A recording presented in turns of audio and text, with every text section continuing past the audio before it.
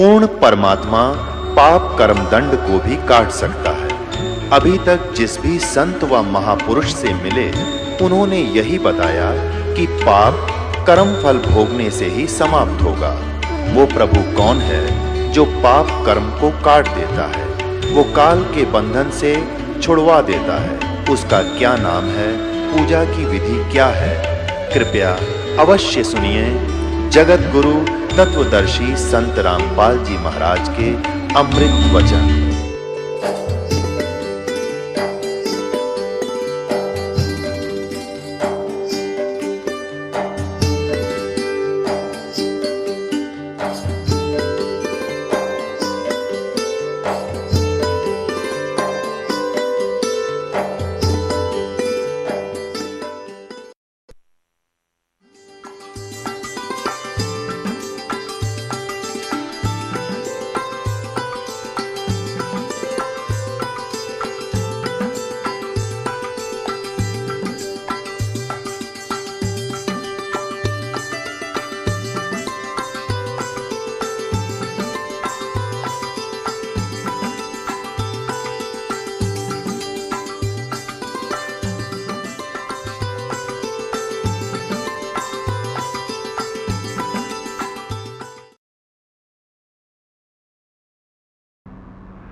जोगजीत को देखकर वो एकदम सतर्क हो गया और कहा कि ज्योत निरंजन, तूने बड़ा जुल्म कर दिया और आदेश सुन ले परम पिता का।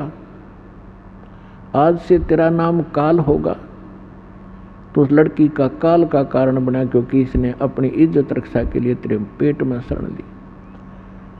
लड़की को परमात्मा ने जोगजीत रूप में ज्योत निरंजन का पेट चाक करके वचन से वह लड़की बाहर निकाल दी, पेट पर चीर के, और कहा कि तुम दोनों यहां से निकल जाओ।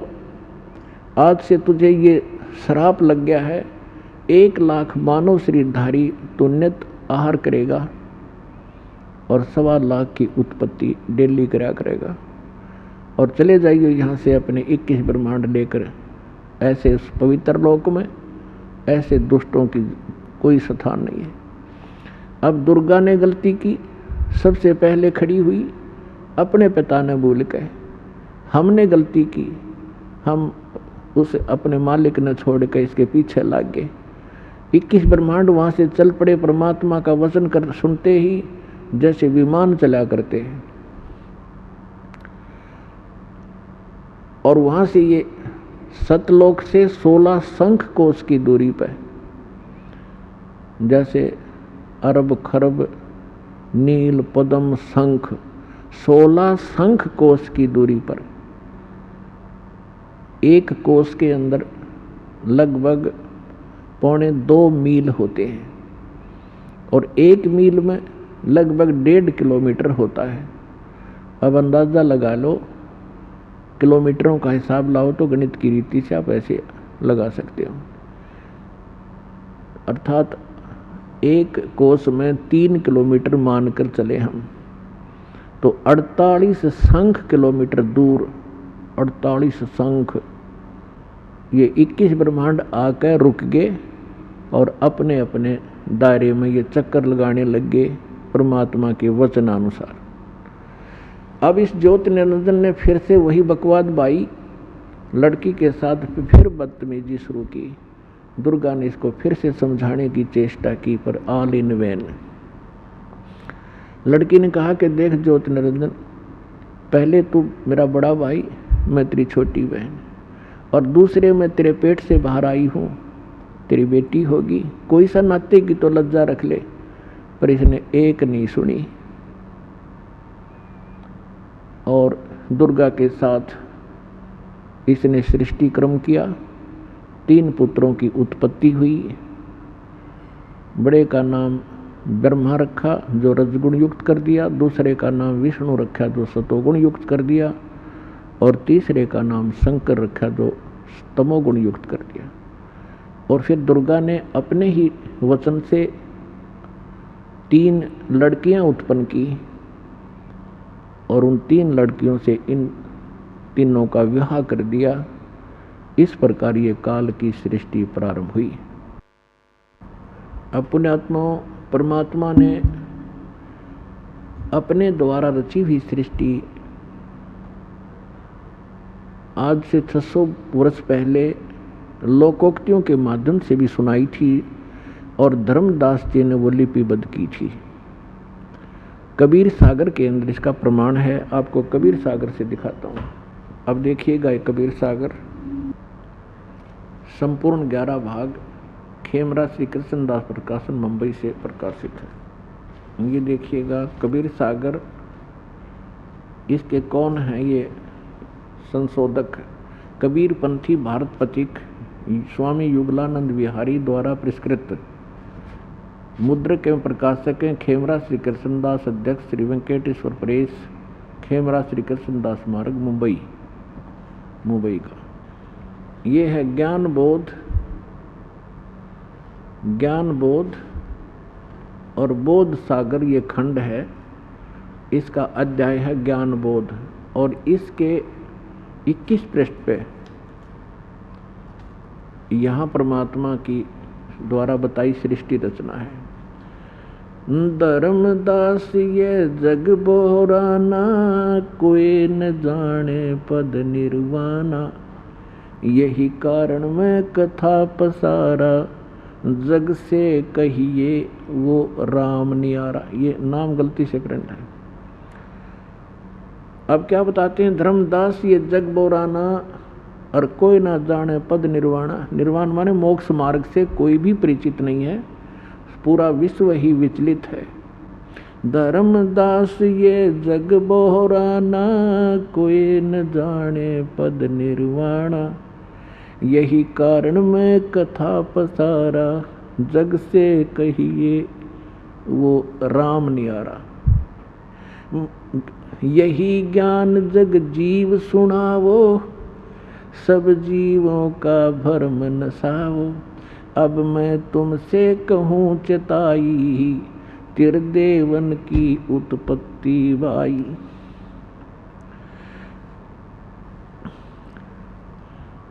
कुछ संक्षेप कहूँ गहुराई, सब संशय तुमरे मिट जाई। भरम गए जग वेद पुराणा, आदि राम का वेद न जाना। राम राम सब जगत बखाने, आदि ये राम है, आदि राम कोई बिरला जाने। राजा राम सबको ये जग जाने, तुम सोता को भेद बखाने। ज्ञानी सुने, जो मैं कथा सुनाने जा रहा हूँ सृष्टि रचना की, कहते हैं अब मैं तुमसे कहूँ चिताई, तिरदेवन की उत्पत्ति भाई। इससे संबंधित है। ज्ञानी सुने सो हृदय लगाई, मूर्ख सुने तो गम न पाई। माँ अष्टंगी पिता निरंजन, ये जमदारुण वंशन अंजन। पहले कीन निरंजन राई, पीछे से दुर्गा उपजाई माया। माया रूप देख अति शोभा, देव निरंजन तन मन लोभा। काम देव धर्मराय सताए, देवी को तुरंत दर खाए। पेट से देवी करी पुकारी, हे साहेब मोहे करो उबारी। टेर सुनी सतगुरता आए, अष्टंगी के बंद छुड़वाए। अब इस काल को यहाँ इसने धर्मराय भी कहलाता है। इसने कहा था मैं धर्म का राज करूँगा, सत्य का राज करूँगा और जैसा कोई कर्म करेगा वैसा ही फल दूंगा। इसलिए यहाँ इसको कहा है धर्मराय को हिकमत कीना, नख रेखा से बग कर लीना। धर्मराय करे भोग विलासा, माया को रही तब आशा। 3 पुत्र अष्टंगी जाए, ब्रह्मा विष्णु शिव नाम धराए। 3 देव विस्तार चलावे, इनमें ये जग धोखा खाए। पुरुष गम कैसे कोई पावे, काल निरंजन जग भरमावे। 3 लोक अपने सुत दीना, सोन निरंजन वासालीना। अलख निरंजन सोन ठिकाना, ब्रह्मा विष्णु शिव वेद न जाना। तीन देव सो उसको ध्यावे, निरंजन का वो पार न पावे। अलख निरंजन बड़ा बटपारा, तीन लोक जीव कीन आहारा। ब्रह्मा विष्णु शिव नहीं बचाए, सकल खाए पुन दूर उड़ाए। तिनके सुत हैं तीनों देवा, अंदर जीव करत हैं सेवा। अकाल पुरुष का हो नहीं चिन्या, काल पाए सभी गैलीना। ऐसा फिर कहते तीनों देव और असुर अवतारा, ताको भजे सकल संसारा। तीन गुणों का ये विस्तारा, धर्मदास मैं कहूँ पुकारा। गुण तीनों की भक्ति में ये भूल पड़ो संसारे। कह कबीर निज नाम बिना कैसे उतरो पार।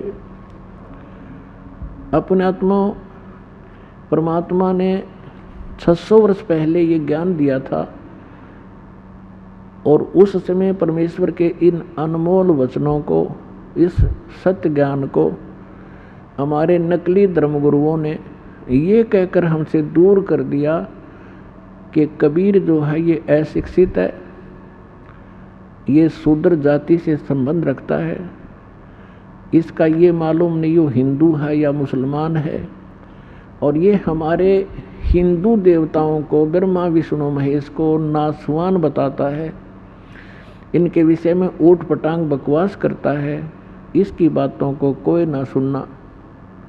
तो उस समय इन नकलियों की दाल गलगी। हमारे पूर्वज अशिक्षित थे और हमारे धर्मगुरु एक संस्कृत भाषा जाने थे, और हमारे सभी सदग्रंथ संस्कृत भाषा में लिपिबद्ध थे। इन मंदबुद्धियाँ के कुछ समझ मत आई नहीं, अपनी लोक वेद दंत कथा सुनाते रहे और नाम इन सदग्रंथों का लेते रहे कि हम इन सदग्रंथों से ही आपको ये तत्व ज्ञान, सब ज्ञान सुना रहे हैं कि ब्रह्मा विष्णु महेश के कोई माता पिता नहीं, अजर व अमर हैं, सर्वेश्वर हैं, महेश्वर हैं, ये सभी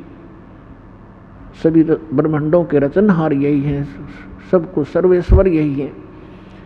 और फिर कोई विष्णु जी को सर्वेश्वर, कोई श्री राम जी को सर्वेश्वर, कोई श्री कृष्ण जी को, कोई भगवान शंकर को, कोई देवी को, कोई सिर पैर नहीं था हमारा। अब उस समय तो हमें ये बात जच गई उन नकली गुरुओं की कि कबीर जी अशिक्षित हैं, ये सदग्रंथ तो नहीं जान सकते, और जो कुछ भी ये कह रहे हैं हमारे देवताओं के बारे में, इनकी उत्पत्ति के बारे में, ये सारी झूठ है। और जिससे उनकी दाल गली रही, क्योंकि उनको खुद मालूम नहीं था सदग्रंथों में लिखा क्या है। अपने आत्माओं, यदि परमात्मा 600 वर्ष पहले ये ज्ञान नहीं लिपिबद्ध करवा के जाते तो आज हम भगवान नहीं पहचान सकते थे।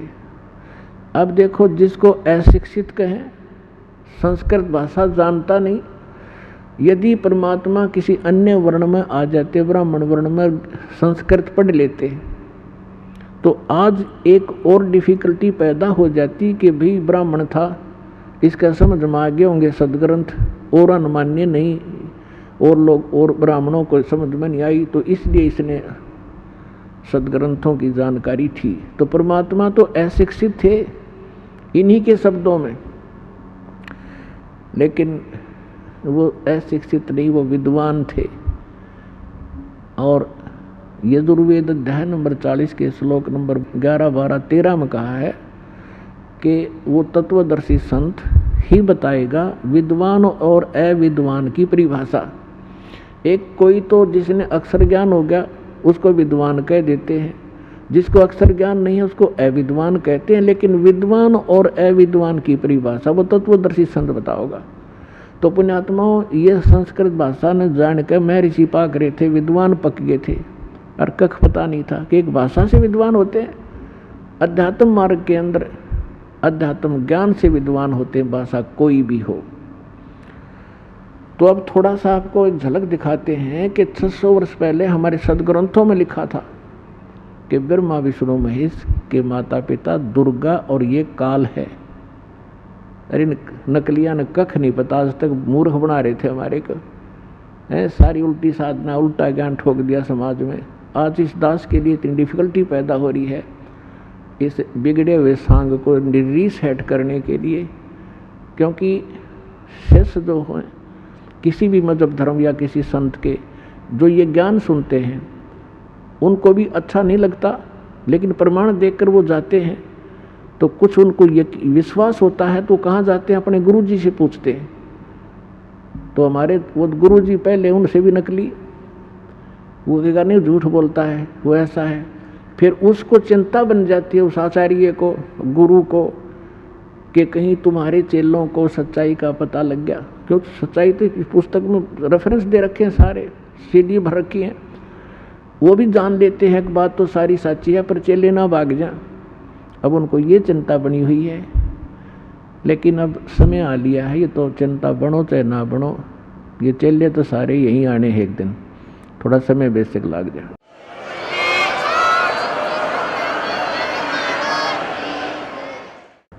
तो अब आपको परमात्मा ने दया करी आपके ऊपर, आपको शिक्षित किया और सदग्रंथ अनुवादित उन्हीं से करवा रखे, यह भी कमाल की बात। इसके विषय में सूक्ष्म वेद में कहा है, मोती मुक्ता दर्शत नाही, ये जग है सब अंदरे, दिखत के तनैण चश्म इनका फेरा मोतिया बंदरे। ये दिखे थे विद्वान और संस्कृत भाषा चारों वेद कंठस्थ याद कर रखे, गीता जी को पूरे 18 के 18 अध्याय गोट रखे, और इन्हें कख नहीं पता इसमें लिखा क्या है। तो इसके विषय में कहा है कि ये दिखे थे विद्वान, बड़े संस्कृत बोलनीय, और इनका मोतियाबिंद था अज्ञान रूपी। किसी को मोतियाबिंद हो जाता है तो उसकी आंख तो बिल्कुल साफ दिखाई देती है, किसी ने खूब दिखता होगा, तो दिखता कुछ नहीं। तो ये दिखे थे विद्वान और इनका था मोतियाबिंद, अज्ञान था, पूर्ण रूप से अज्ञान था इनके अंदर। सभी हमारे धर्म गुरुओं में हमारे सदग्रंथ क्या बता रहे हैं, और ये 600 वर्ष पहले भगवान बता के गए थे। तो पुण्यात्माओं, अब समझने में देर नहीं लगेगी। Who is God, Kabir is God. अभी दिखाता हूँ आपको, ये देखिएगा, ये शिव पुराण है।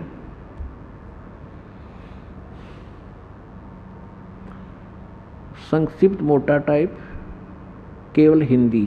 और ये कहाँ से छपा है? गीता प्रेस गोरखपुर से।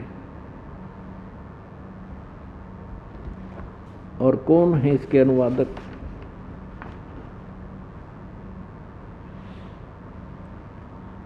संपादक हनुमान प्रसाद पोदार।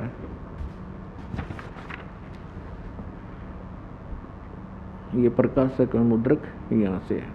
एक समय नारद जी ने अपने पिता ब्रह्मा जी से पूछा, क्योंकि ब्रह्मा जी ही सबसे पहले उत्पन्न माने जाते हैं, बड़े पुत्र, और इन्हीं को वेदों और सभी ज्ञान का एक कर्ता धर्ता मान रखा था इन्होंने। इसलिए नारद जी ने अपने पिताजी से पूछा।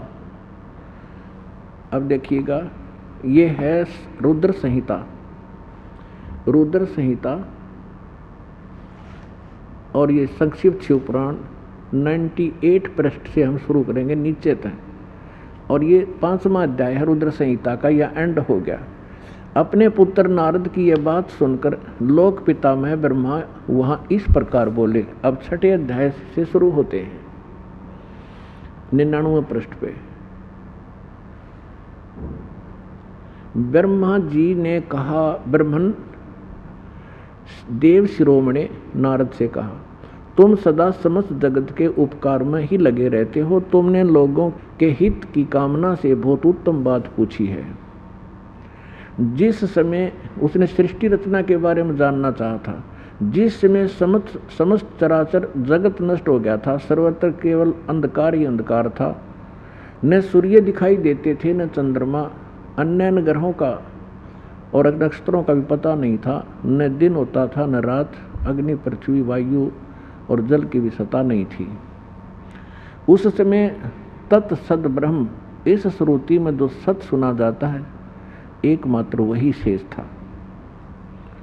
अब हम 100 पृष्ठ पर आ गए, 100 पे, रुद्र संहिता शिव पुराण के।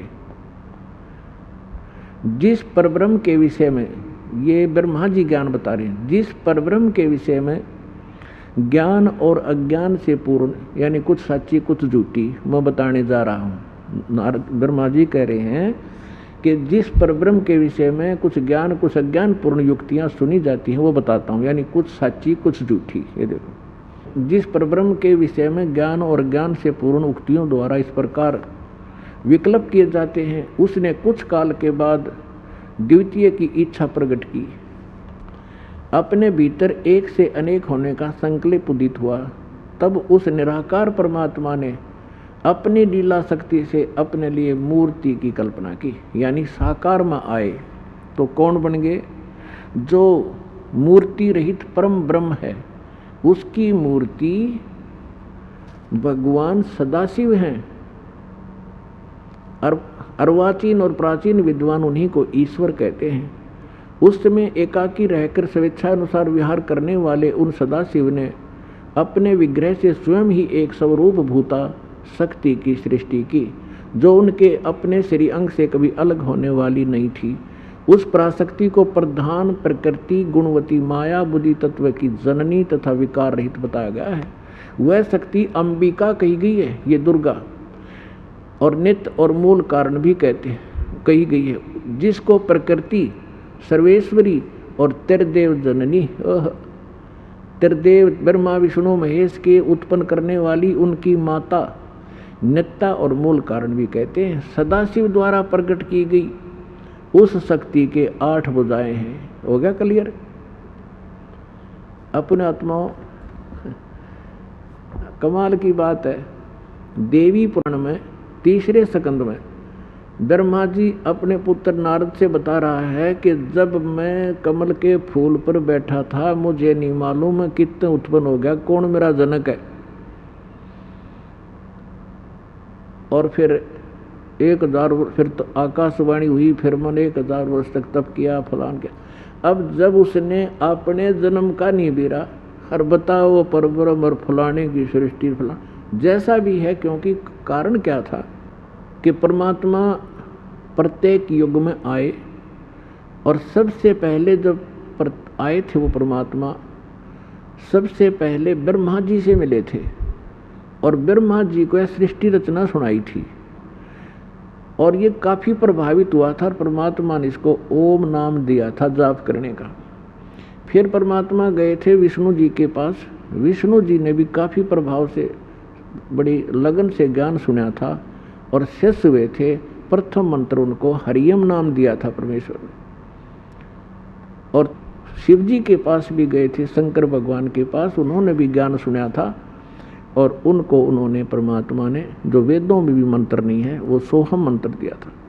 तो यहाँ गरीबदास साहब ने बताया है कबीर साहब की मुख कमल से सुनकर कि हम बैरागी ब्रह्म पद सन्यासी महादेव, और सोहम मंत्र दिया शिव जी को, करे हमारी सेव। तो ये तीनों भगवानों को परमेश्वर आकर मिले थे संत रूप में, और इन्होंने पहले तो ज्ञान ग्रहण किया, क्योंकि ज्ञान सुना, सृष्टि रचना सुनी। फिर पीछे से काल ने इनके मन में ऐसा भूत बांट दिया और ऐसी प्रेरणा कर दी कि ये क्या जाने ये ऋषि वेदों और उनसे अलग से कहाँ से ज्ञान ले आया, वेद ही सर्वश्रेष्ठ हैं। तो दूसरी बार जब परमात्मा गए कि इनको आगे कुछ बढ़ाऊं, तो ब्रह्मा जी ने भी, विष्णु जी ने भी, शिव जी ने भी, तीनों ने उनका ज्ञान नकार दिया कि नहीं, जो वेदों में ज्ञान है हम उसी को मानते, उससे आगे हम नहीं मानेंगे।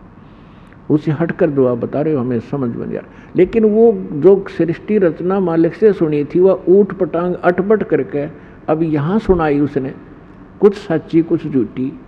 अब उसका एक झलक है, ये आपके सामने देखिएगा। अब ये क्या कहते हैं ब्रह्मा जी, 100 पृष्ठ पर हम पढ़ रहे हैं रुद्र संहिता के, कि ये क्या कह रहे हैं कि जो मूर्ति रहित परम ब्रह्म है उसकी मूर्ति भगवान सदाशिव है। ये काल कैसे छल करता है, इसने कसम खा रखी है, प्रतिज्ञा कर रखी है कि मैं अपने वास्तविक रूप में कभी किसी को दर्शन नहीं दूंगा। तो किसी को ये शिव रूप में दर्शन दे देता है, किसी को अपने पुत्र विष्णु के रूप में, किसी को अपने पुत्र शंकर यानी ब्रह्मा के रूप में। तो इस प्रकार यहाँ ब्रह्मा जी विचलित है, इसको सदाशिव कह रहा है। अब देखिएगा, ये है ये काल भगवान, आगे स्पष्ट होगा इसी में। वो भगवान सदाशिव हैं। अर्वाचीन और प्राचीन विद्वान उन्हीं को ईश्वर कहते हैं। उस समय एकाकी रहकर सब इच्छानुसार विहार करने वाले सदाशिव ने अपने विग्रह से, शरीर से स्वयं ही एक स्वरूप भूता शक्ति की सृष्टि की। ब्रह्मा जी अपने अज्ञान में लिपापोतीकरण की कुचेष्टा करा रही, वह सच्चाई सामने हमारे आनी थी, जो दास ने आपको कथा सुनाई, जो परमात्मा ने सुना रखी है, और अभी आपने दास ने मौखिक सुनाई, वो इसका एक ये प्रमाण मिल रहा है इसमें। ये क्या कह रहा है कि सदाशिव ने, ये काल भगवान ने अपनी इच्छा से अपने अंदर से एक लड़की उत्पन्न की और वह दुर्गा कहलाई। खाक है ये। अब देखो, अब उसने ये कैसे पता लग गया? ऐसे हुआ जब वो खुद का मन अपनी सृष्टि, अपने जन्म का ना बेरा उसकी बताने लग रहा अपने बाप की, तो ये तुक्के मारे परमात्मा से सुनकर इसने उलझाने की चेष्टा की, लेकिन सच्चाई छुपया नहीं करती। चोर चुरावे तुमबड़ी गाड्डे पानी में, वह गाड्डे वह ऊपर आवे ना, सच्चाई छानी ना। अब देखो, ये आपको ऊपर रहम हुआ है। उस समय एकाकी रहकर स्वेच्छानुसार विहार करने वाले सदाशिव ने, काल ने, अपने विग्रह माने शरीर से स्वयं ही एक स्वरूप भूता शक्ति की सृष्टि की, जो उनके अपने श्रीअंग से कभी अलग होने वाली नहीं थी। उस पराशक्ति को प्रधान, ये ध्यान रखना कि प्रधान भी दुर्गा को कहते हैं, प्रकृति भी दुर्गा को कहते हैं। गुणवती माया बुद्धिवत तत्व की जननी तथा विकार रहित बताया है। वह शक्ति अंबिका कही गई, जो सदाशिव ने अपने शरीर से विग्रह से बाहर उत्पन्न करी, वह के कहलाई विकार रहित। वह शक्ति अंबिका कही गई, उसी को प्रकृति, सर्वेश्वरी और ब्रह्मा विष्णु महेश त्रिदेव की जननी, नित्य और मूल कारण भी कहते हैं। सदाशिव द्वारा प्रकट की गई, अपने काल के शरीर से निकली हुई उस शक्ति के 8 भुजा हैं। प्रकट स्पष्ट हो गया दुर्गा के विषय में। नाना प्रकार के आभूषण उसके श्री अंगों की शोभा बढ़ाते हैं। वह देवी नाना प्रकार की गतियों से संपन्न है और अनेक प्रकार के अस्त्र शस्त्र धारण करती है। एकाकिनी होने पर भी वह माया संयोग वसात अनेक हो जाती है। इसने 3 रूप धारण किए थे, सावित्री, लक्ष्मी और उस पार्वती के, और एक एक पुत्र से इसकी विवाह कर दिया। श्री देवी पुराण में स्पष्ट है, फिर कभी समय पर दिखाएंगे। आज देखो, एकाकिनी होने पर भी वह माया संयोग वसात अनेक हो जाती है। जो वे सदाशिव हैं उन्हें परम पुरुष, ईश्वर, शिव, शंभु और महेश्वर कहते हैं। यहाँ देखो, अब 101 पृष्ठ पर आगे हम रुद्र संहिता का, शिव पुराण में वे अब इस काल के विषय में जानकारी चल रही है। वे अपने सारे अंगों में भस्म रमाए रहते हैं। उन काल रूपी ब्रह्म ने, काल ब्रह्म कहो, सदाशिव कहो, उस काल रूपी ब्रह्म ने एक ही समय शक्ति के साथ है, नाथ नहीं है, शिवलोक नामक अक्षेत्र का निर्माण किया। उस उत्तम अक्षेत्र को काशी कहते हैं। वह परम निर्वाण या मोक्ष स्थान है जो सबके ऊपर विराजमान है। वे प्रिया प्रियतम शक्ति, वे प्रिया प्रियतम रूप शक्ति और शिव, यानी पति पत्नी के रूप में शक्ति दुर्गा, शिव ये काल रूपी ब्रह्म जो परमानंद स्वरूप हैं, उस मनोरम क्षेत्र में नित्य निवास करते हैं। काशीपुरी परमानंद निरूपणी है। मुने शिव और शिवा ने, दुर्गा और काल ने प्रलय काल में भी कभी उस क्षेत्र को अपने सानिध्य से मुक्त नहीं किया। अब देखो, सर्वे देवेश्वर देवर से एक समय उस आनंद वन में रमण करते हुए शिवा और शिव के मन में, दुर्गा और इस काल के मन में यह इच्छा हुई कि किसी दूसरे पुरुष की, यानी कोई बालक उत्पन्न करें, सृष्टि करनी चाहिए, कोई बच्चा उत्पन्न करें, जिस पर यह सृष्टि संचालन का महान भार रखकर हम दोनों केवल काशी में रहकर इच्छा अनुसार विचरें और निर्वाण धारण करें। ऐसा निश्चय करके शक्ति सहित दुर्गा के साथ सर्वव्यापी परमेश्वर शिव ने अपने वाम भाग से 10वें अंग पर अमृत मल दिया, यानी पति पत्नी व्यवहार किया, ग्रस्त किया। फिर तो वहाँ एक पुरुष प्रकट हुआ। अब ये ब्रह्मा थोड़ा बहुत अटपट कर रहे हैं, लेकिन सच्चाई देखो 102 पृष्ठ पे, 102 पृष्ठ पे आप देखिएगा क्या कहा। फिर जो उत्पन्न हुआ वो बच्चा, उसके विषय में कहे, शिव ने कहा पुवत्स के बेटा, व्यापक होने के कारण तुम्हारा विष्णु नाम विख्यात हुआ। अपने आत्मा अब इस काल से सदाशिव और दुर्गा से विष्णु जी की उत्पत्ति सिद्ध होगी। जो परमात्मा ने 600 वर्ष पहले एक सिंपल लैंग्वेज में कहा था, अब मैं तुमसे कहूँ चिताई, तेरे देवन की उत्पत्ति भाई। माँ अष्टंगी पिता निरंजन, ये जमदारुण वंशन अंजन। माया देख रूप अति शोभा, देव निरंजन तन मन लोभा। कामदेव धर्मराय सताए, हे देवी को तुरंत दरकाए। पेट से देवी करी पुकारी, हे साहेब मेरी करो उबारी। टेर सुनी तब ता हम आए, अष्टंगी को बंद छुड़वाए। धर्मराय की ने भोग विलासा, दुर्गा को रही तब आशा। ये प्रेग्नेंट हुई। 3 पुत्र अष्टंगी जाए, ब्रह्मा विष्णु शिव नाम धराए। अरे ये नकली ने कहा, अगर तो अनपढ़ है, के जाने शिक्षित है, सारी झूठ बोला है। अरे झूठे आपसे। तो पुण्यात्मा आज आप पर मेहर हुई। अपने सदग्रंथ जिनको हम श्रोधार्य मान्या करते, आज वो क्या बता रहे हैं। और ये नकली संत, ये हमारे धर्मगुरु क्या बकवास किया करते थे। तो अब हम अपनी दिशा बदलेंगे और मोक्ष प्राप्ति करेंगे। ये सुअवसर परमात्मा ने फिक्स कर रखा है आपका ये समय। और ये सुअवसर आपको प्राप्त हुआ है। ये पिछले गजब के सुंदर बहुत अच्छे कर्म पुण्य आप साथ लेकर जन्मे हो। बेशक आज हम दुखी हैं, बेशक हम कितना भी कष्ट उठा रहे हैं, लेकिन आपके भक्ति के जो नंबर हैं वो 100 के 100 पूरे हैं, जो सतलोक आश्रम बरवाला में पहुंच चुके हैं और आएंगे आगे।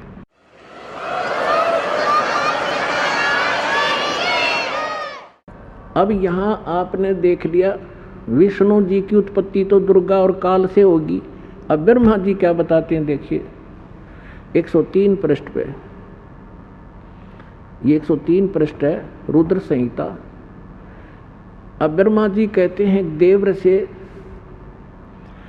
तत्पश्चात कल्याणकारी परमेश्वर सांब सदाशिव ने पूर्ववत प्रयत्न करके, यानी जैसे विष्णु उत्पन्न किया दोनों ने मिल संयोग से, अपने दाहिने अंग से उत्पन्न, मुझे भी अपने दाहिने अंग से उत्पन्न किया। मुने उन महेश्वर ने मुझे तुरंत ही अपनी माया से मोहित करके नारायण देव के नाभि कमल में डाल दिया और नीला पर्वत वहां से प्रकट किया। अब देखो यहाँ से स्पष्ट हो गया। अब देखो यहाँ पर इस अनुवादकर्ता ने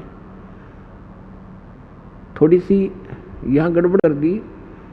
सदाशिव, यह शिव का पुजारी था कोई अनुवाद करता है शिव पुराण का, तो इसने यहाँ विष्णु जी की उत्पत्ति निर्भय लिख दी और ब्रह्मा जी की उत्पत्ति भी लिख दी सदाशिव और दुर्गा से। उसने ये नहीं पता दुर्गा कौन है, शिवा कौन थी। तो अब यहाँ वो हिचक गया कि शिव से शिव की उत्पत्ति कैसे हो सकती है। तो कहते हैं चोर चुरावे तुमबड़ी और गड्ढे पानी में वो गड्ढे ऊपर आवे, जो सच्चाई छानी ना। तो इन सदग्रंथों में वो सारा प्रमाण आपके रूबरू करता हूँ। अब देखिएगा 110 पृष्ठ पे क्या कहा है। ये रुद्र संहिता ही है और शिव पुराण ही चल रहा है। ये शिव पुराण ही चल रहा है 110 पृष्ठ पे। अब यहां से हम पढ़ेंगे, इस प्रकार सारा विवरण कहकर यहां कहा कि इस प्रकार ब्रह्मा विष्णु और रुद्र इन 3 देवताओं में गुण हैं, यानी रजगुण ब्रह्मा, सतगुण विष्णु, तमगुण शिव है। और परंतु शिव गुणातीत माने गए हैं। यो शिव है, यो इनका पिता है, इनका शिव ना समझ में आया। अब आपको फिर से दिखाते हैं।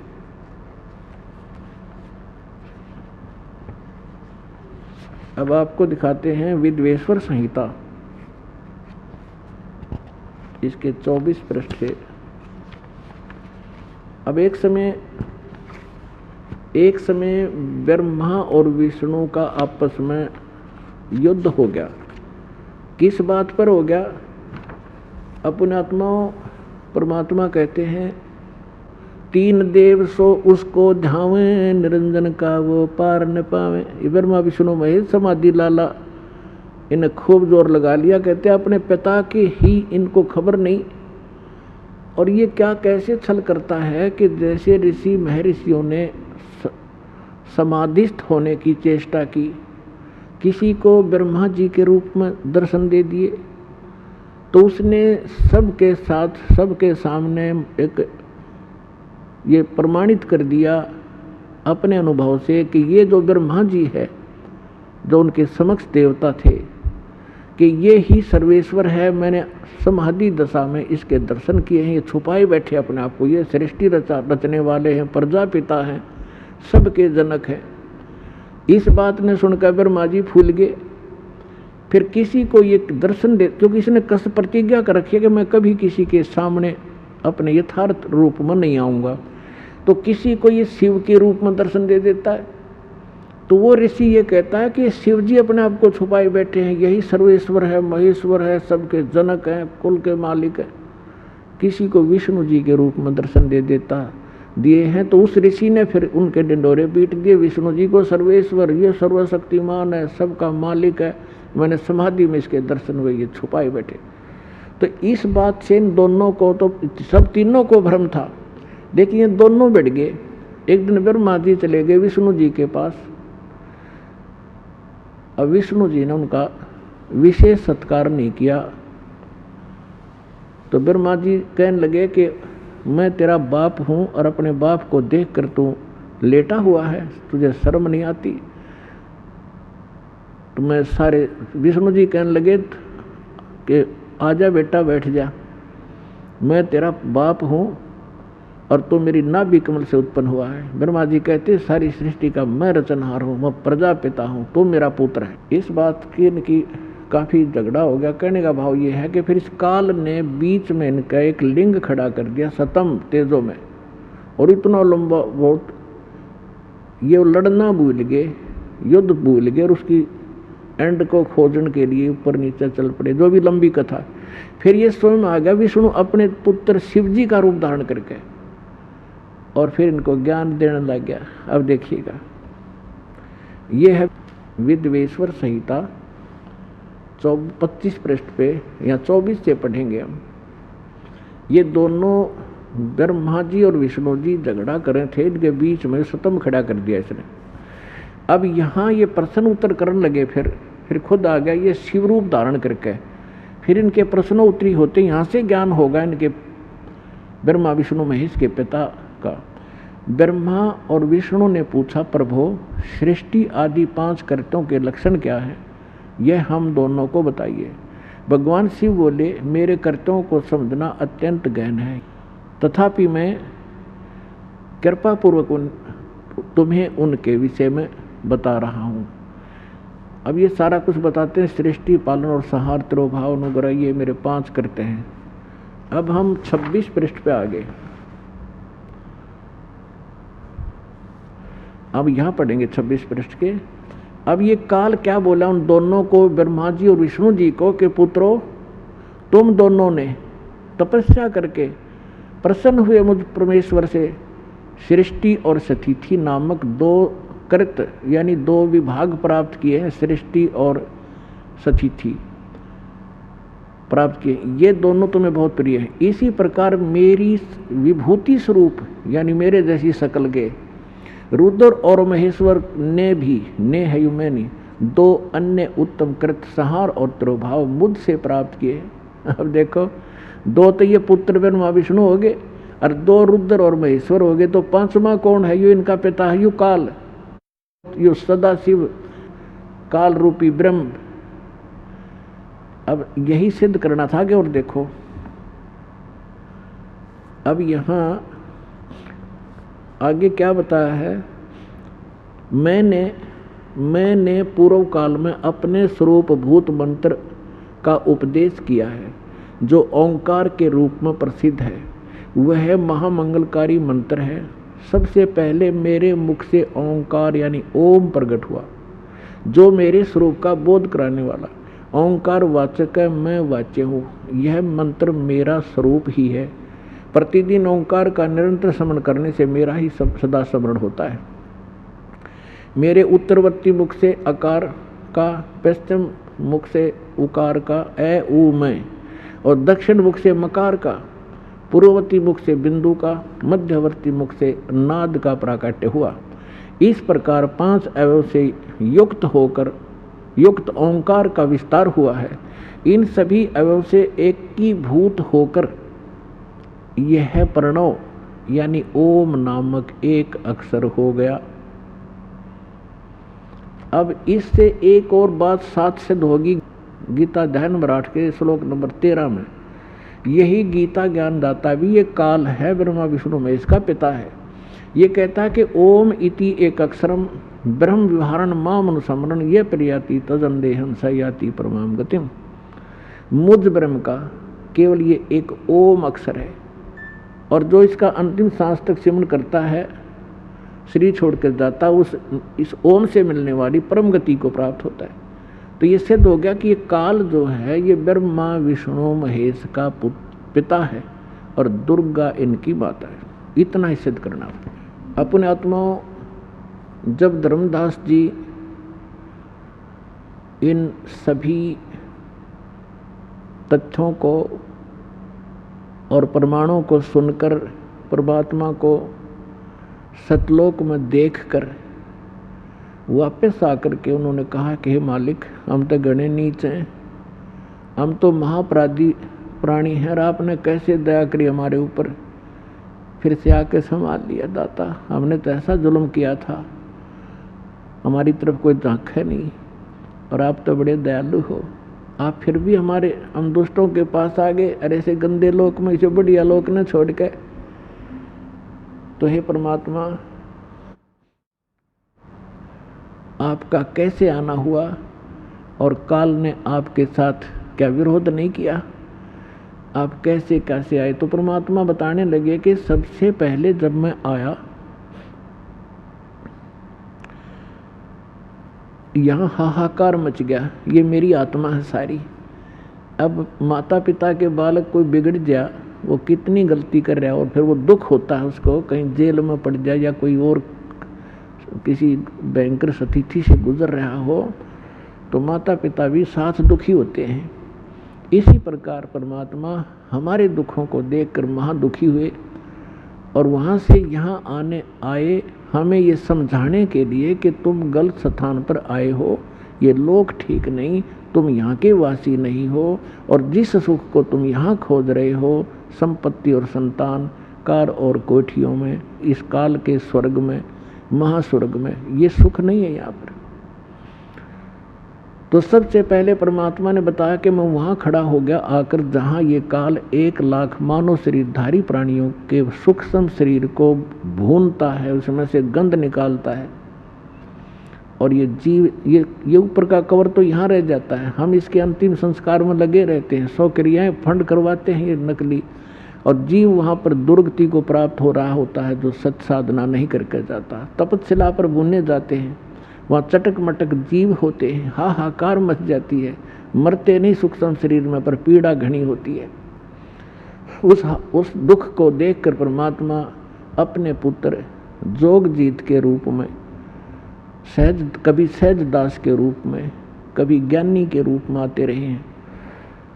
तो वहाँ जोगजीत के रूप में वहाँ आए, और ज्योत निरंजन वहाँ आकर खड़े हो गए उस तपस्या पर जहाँ जीव दुखी हो रहे थे। तो परमात्मा की शक्ति से वो तपस्या तो जल रही है, लेकिन जीवों को पीड़ा बंद होगी। तो जैसे किसी के सिर में भी दर्द हो तगड़ा, तो कोई बोलता भी नहीं, सवाया करे, और जब वो दर्द ठीक हो जाए टेबलेट आदि लेने से, फिर बैठ कर बात कराया करे। तो पहले वो बुरी तरह तड़फ रहे थे, हाहाकार माच रही थी, जब एकदम शीतल हो गए और ऐसे बैठकर देखा सामने चांद सा चेहरा उस परम पिता का, सुंदर मुखड़ा देखकर वो खुशी हुए और शीतलता महसूस हुई। तब उन्होंने सोचा ये भगवान आ गया। यहाँ ये तो एक दृढ़ कर ही रखा है कि जैसे कर्म करेगा वैसा फल मिलेगा। तो वहाँ उन्होंने पूछा, क्योंकि वहाँ ब्राह्मण भी वही भूनने जा रहे थे, गुरु जी भी चेले भी सारे इकट्ठे भुने थे। तो उन्होंने पूछा कि हे परमात्मा, हम यहाँ कौन से कर्म का दंड भोग रहे हैं? तब परमेश्वर ने कहा कि ये इस लोक का कर्म नहीं, तुमने सतलोक में पाप कराया था, उसका दंड है ये। तुम वहाँ उस भरी थाली का ठोकर मार के आए थे, उस सुख को छोड़कर आए थे उस इस काल के लोक में, वो दंड तुम भोग रहे हो। तो परमात्मा ने उनको सृष्टि रचना सुनाई, उनके वहाँ फंसने का कारण बताया। तो सभी जीवों ने कहा, हे भगवान, हम इस गंदे लोक से निकाल लो। परमात्मा ने उनको शिक्षा दी कि जिस संपत्ति को आप अपनी मानते थे वो कहाँ है, क्या लाए साथ उठाकर? तुम्हारे साथ धोखा कर रखा है इस काल ने, तुम मानते नहीं हो। तो तब तो वहाँ तो सारे फंस रहे थे, हाथ जोड़े ने कह दिए अब बता दो, अब ले चलो सतलोक, हमने पीछा छुड़वा दो। परमात्मा बोले ऐसे नहीं, जब तुम जाए धरो जग नर देहा, तब तुम करना मम संत सत शब्द स्नेह। जब तुम नीचे जाकर मनुष्य शरीर प्राप्त हो और मेरा संत कोई ये सत्संग और ये ज्ञान तुझे तुम्हें सुना रहा हो, तो मेरी शरण आ जाना, फिर मैं आपको पार करूंगा। ऐसे नहीं।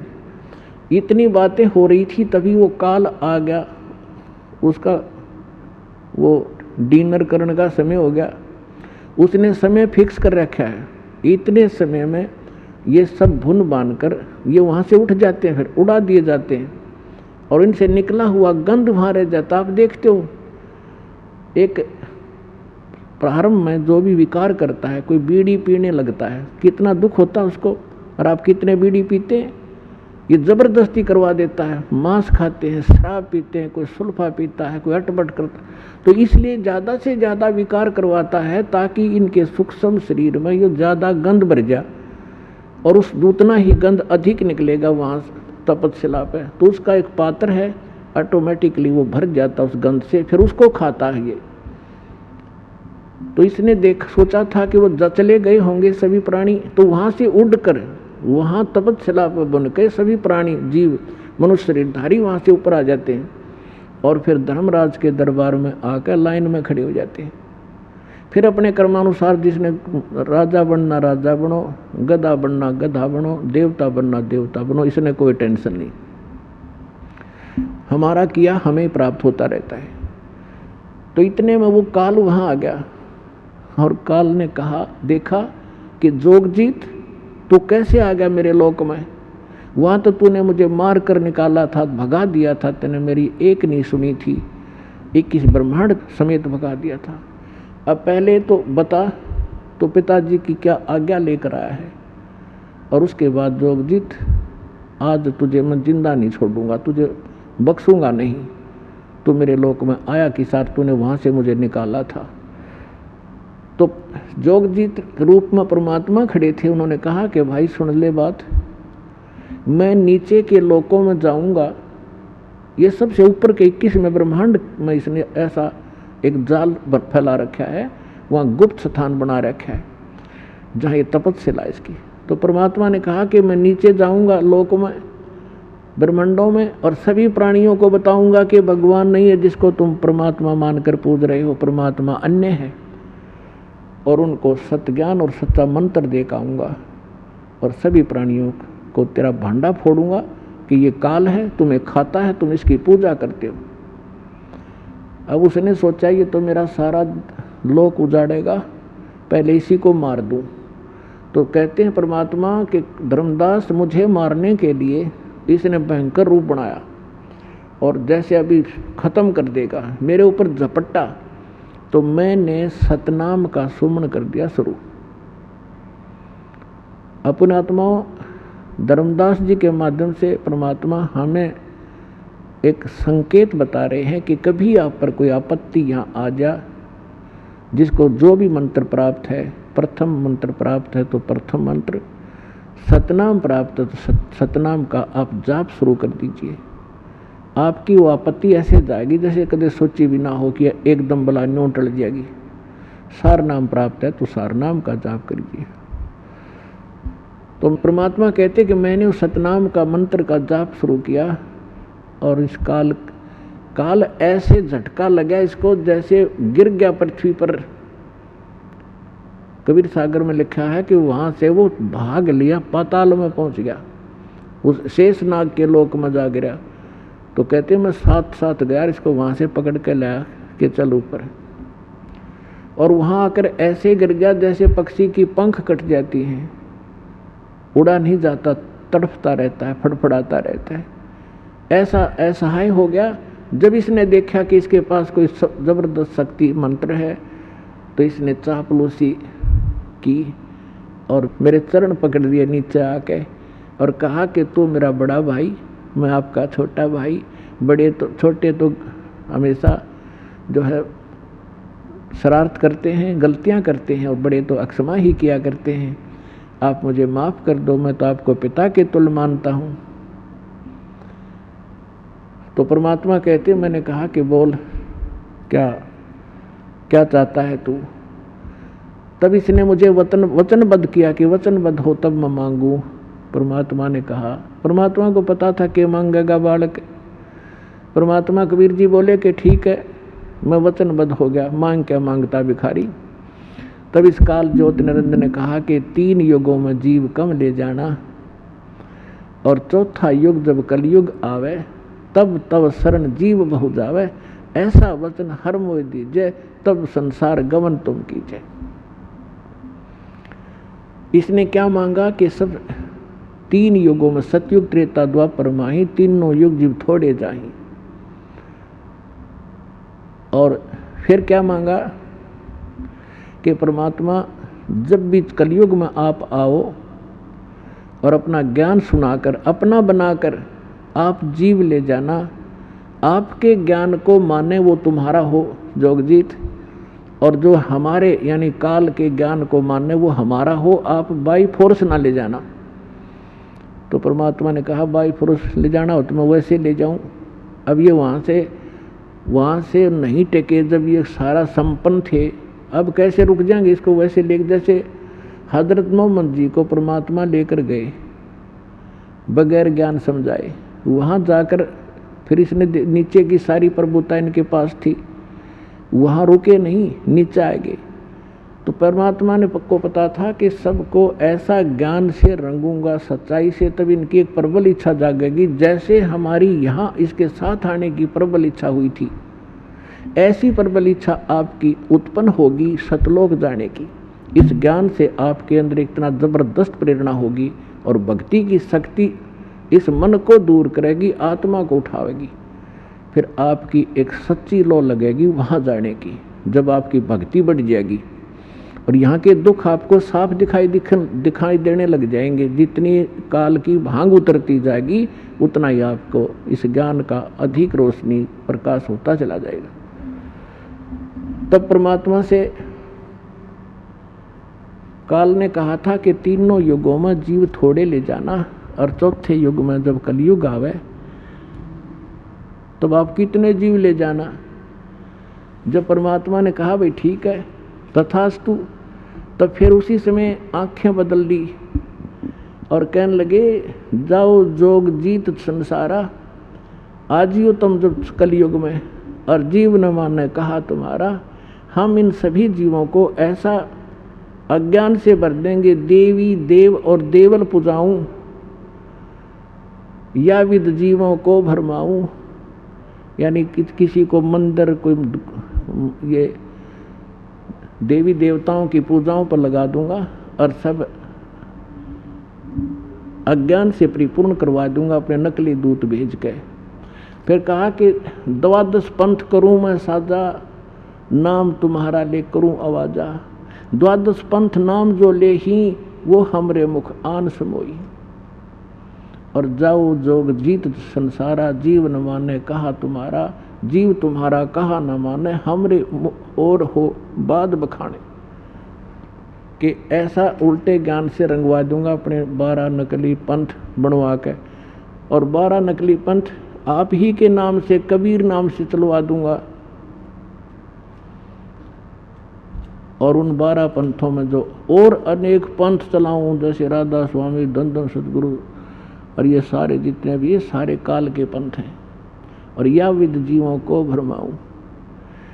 तब परमात्मा ने कहा था कि ठीक है, अब तो आने दो समय, फिर हम बताएंगे तेरे से। फिर बात करेंगे जब वो समय आएगा तब हम आपको बताते हैं। अब क्या बताया है कि